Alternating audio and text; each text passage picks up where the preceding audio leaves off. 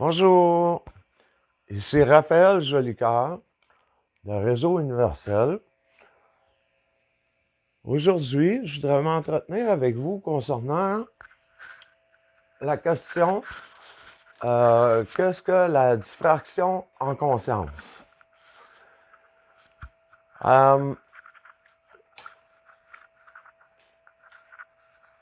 Ce que je voudrais mettre au point avant tout, c'est que ça arrive que je fais des tableaux comme ça ici. C'est un peu un genre de brainstorming de l'esprit souvent que je fais, parce qu'il me part une idée, puis toutes les choses s'enchaînent. Et ce que je fais, c'est que les points principaux que je dois aborder concernant la diffraction, dans ce cas-ci, j'envoie ça sur le tableau, puis ensuite je l'explique. Ce qui aide pour moi à toucher le plus de points et que ceux-ci fassent partie des vidéos dont je fais l'enseignement en passant gratuitement. Aussi, je dois mettre au point que les likes sur YouTube, c'est pas une nécessité, les commentaires non plus. Moi, je suis là seulement pour passer l'information. Et si l'information vous plaît, tout simplement de vous abonner à la chaîne. Et quand il y aura des nouvelles vidéos, c'est aussi simple. Vous avez juste vous allez avoir des notifications, juste à mettre la petite clochette dans un setting adéquat pour que vous recevez les notifications à la minute qu'il y ait une nouvelle vidéo de Réseau Universel. En passant, aussi, mes enseignements sont diffusés dans le but de tout le monde en général, que ça les appelle ou que ça les intéresse. Ceux que ça les intéresse pas, ils ont juste à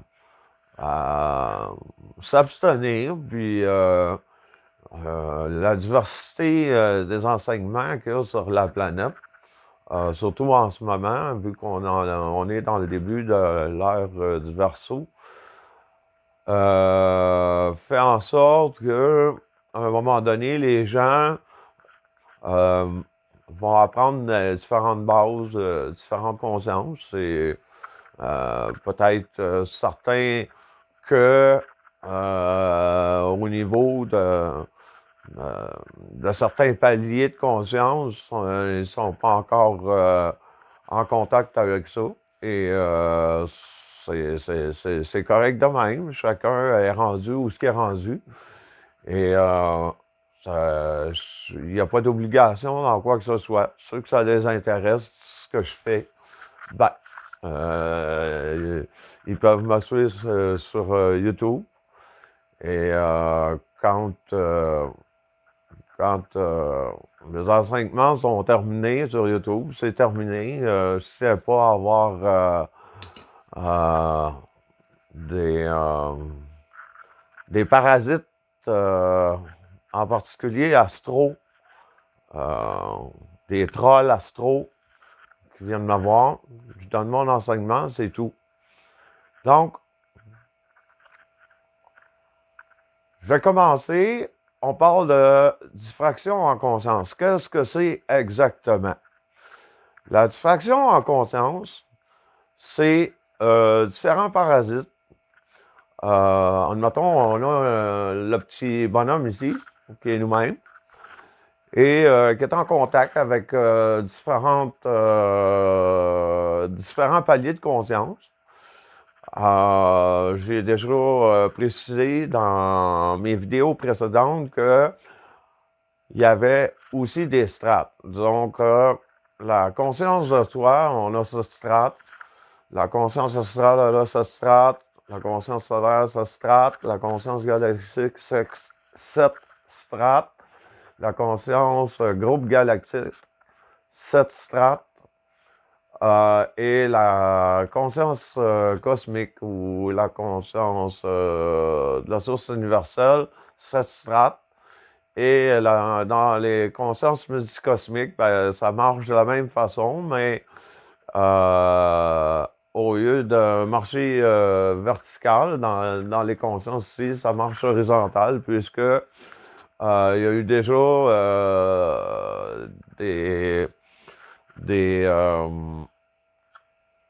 des univers dans le passé, puis ils continueront probablement de n'avoir dans le futur aussi, puisque la cosmologie cyclique conforme, si on s'appuie sur cette théorie-là ou ce concept-là, dépendamment si pour vous, ou au niveau de l'esprit, vous appuyez sur ce concept-là, ben, il y a eu des univers avant, il y en aura après.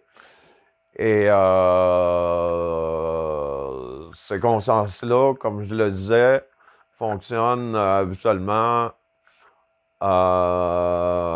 horizontalement, cette conscience-là. Il y a la conscience aussi collective, que je pourrais dire. Ici, on a la conscience de soi. Et si on, pour les personnes qui ont fait un travail euh, euh, dans le sens, comment je pourrais dire ça, de, de se fier uniquement sur soi, de ne pas être un mouton collectif.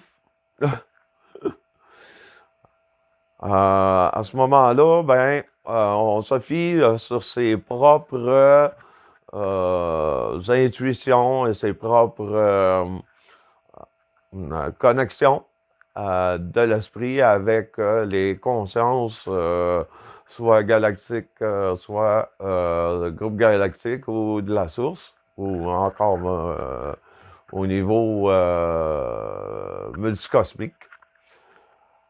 Je voulais dire ici que, encore, ça marche un peu pareil. C'est que on parle de parasitage collectif quand on se laisse envahir par des préjugés, par du jugement des autres et tout ça. À un moment donné, quand on a fait assez de travail sur soi, on est capable de prendre une distance par rapport aux autres et se forger sa propre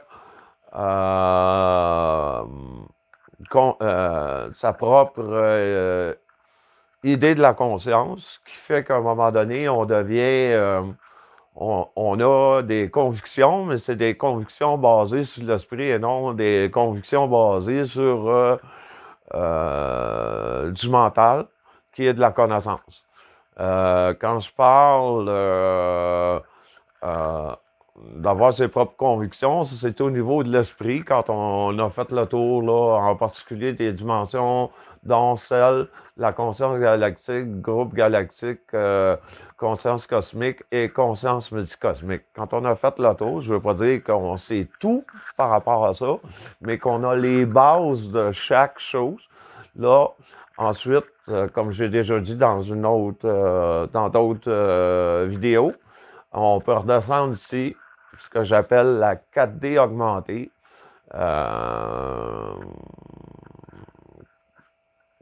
Que j'ai identifié comme ici une zone rose. Il y en a qui vont. Il y en a parce que quand on parle de conscience galactique, on parle de d'être au niveau de l'amour inconditionnel. Et quand on a fait les autres et on revient ici, ben là, c'est un amour inconditionnel, mais global. Et équilibré entre le haut et le bas, les côtés, puis entre en avant, en arrière, entre le passé, le futur. On se vient plus ancré dans le présent, tout en ayant un certain regard avec le passé, qui est souvent au niveau du mental, qui nous permet, admettons, d'être capable de conduire notre voiture ou de vaquer à n'importe quelle occupation qui est basée sur l'apprentissage concernant le mental.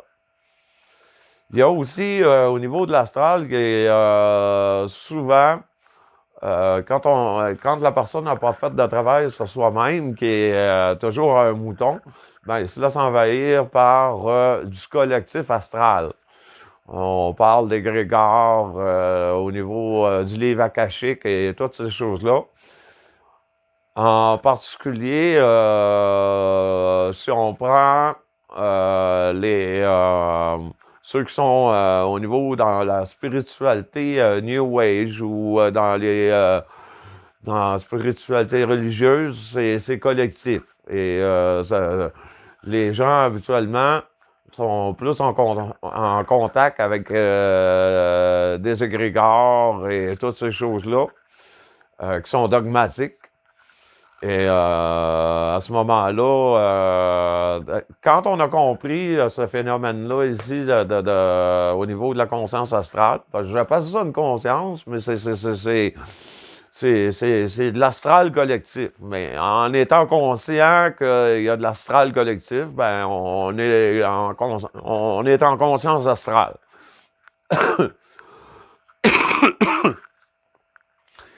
Je vais passer maintenant sur les nuances qu'il y a à faire au niveau quand on est connecté verticalement aux consciences et comparativement à ce que je viens d'expliquer quand on est connecté au niveau collectif. Sur le plan horizontal, ici, surtout de celle-là et de celle-là. Il peut y avoir aussi au niveau de la conscience multicosmique. Ici, ce que je souhaite aborder, c'est que pour être capable d'être en conscience, disons, au niveau avec la conscience solaire, je n'avais pas de crayon jaune ici, là, mais disons qu'il y a une ligne jaune.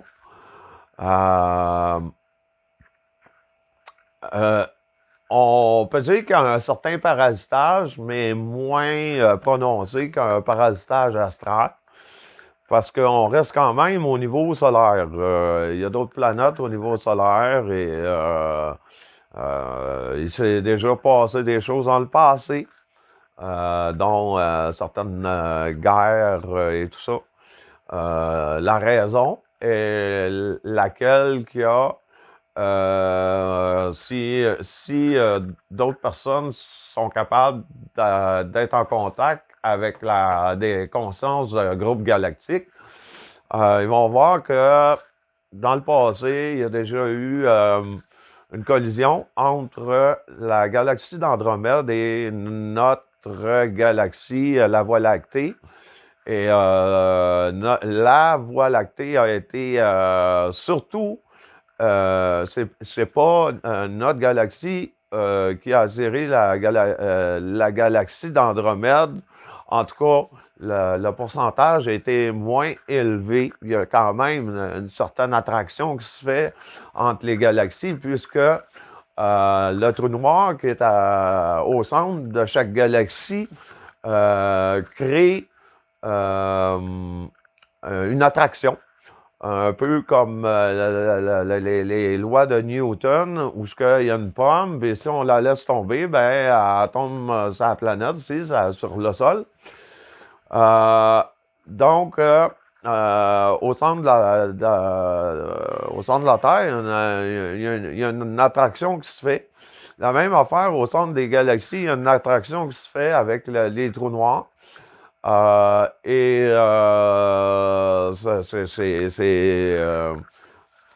pourrait dire, c'est pas juste occasionnel, ça se fait fréquemment, la collision des galaxies. Juste à taper sur Google Galaxie siamoise, puis on peut même voir par des procédés informatiques ce qui se passe quand deux galaxies se collisionnent. Il y a tout un mélange entre les systèmes solaires qui se fait, puis en particulier aussi les planètes. Donc, il y a des planètes qui peuvent se retrouver échanger entre les galaxies qui se collisionnent. Donc, il peut arriver, dont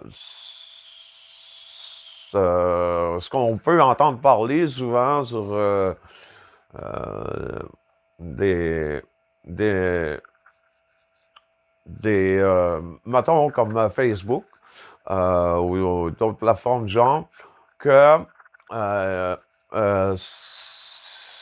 certains véhicules le mot planète X, mais ce que j'ai pu en comprendre, ce que j'ai pu capter de ça, c'est que la planète X provient de la galaxie d'Andromède, mais d'un système solaire de notre propre galaxie qui a été échangé d'un système solaire à notre système solaire. Donc, ça arrive des choses comme ça. Il y a des planètes, des fois, qui sont expulsées de systèmes solaires et qui se retrouvent dans d'autres systèmes solaires à cause de collisions de galaxies comme ça. Et éventuellement, je ne pense pas demain matin, là, la galaxie d'Andromède et notre galaxie, la Voie lactée, recollisionnera ensemble. Et je parle d'un moment, c'est déjà arrivé que j'ai parlé de ça, ou plutôt écrit par rapport à ça sur Facebook. Qu'à un moment donné, les gens devront être capables de se faire des vaisseaux et d'être capables de sortir de notre propre galaxie avant que la galaxie d'Andromède percute la nôtre, mais plutôt que nous autres, on percute celle de la galaxie d'Andromède, parce que j'avais commencé à expliquer tantôt que le fait que notre galaxie est plus petite et que le trou noir, évidemment, est plus petit, l'attraction est moins forte comparativement à la galaxie d'Andromède, qu'elle a déjà avalé même d'autres galaxies et aussi, elle a une attraction beaucoup plus grande par rapport à son trou noir central qui est plus volumineux, puis qui fait en sorte que la galaxie d'Andromède va avoir une attraction plus forte sur les autres galaxies qui l'entourent. Et nos galaxies sont par le fait même aussi, il y a une attraction qui est faite par rapport au grand attracteur. Si on tape sur Google, le grand attracteur en cosmologie, c'est tout un groupe galactique qui est à des millions, des milliards d'années-lumière de nous, et que ce groupe galactique qui est dense nous attire vers elle. Donc, notre galaxie, la Voie lactée, est attirée à celle d'Andromède, qui est quand même assez près de nous. Et par la fin même, la galaxie d'Andromède est attirée aussi par le grand attracteur. Donc, je reviens encore que le pourcentage est plus faible de notre galaxie au niveau d'attraction que celui d'Andromède et nous, on est plus assujettis d'être attirés par la galaxie d'Andromède que l'inverse. C'était une parenthèse que je voulais faire par rapport à ça.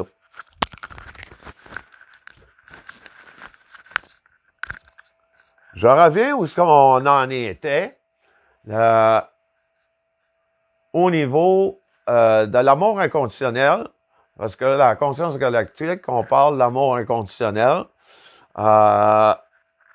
Donc, le parasitage est encore moins fort parce que là, on parle on parle d'égrégore galactique.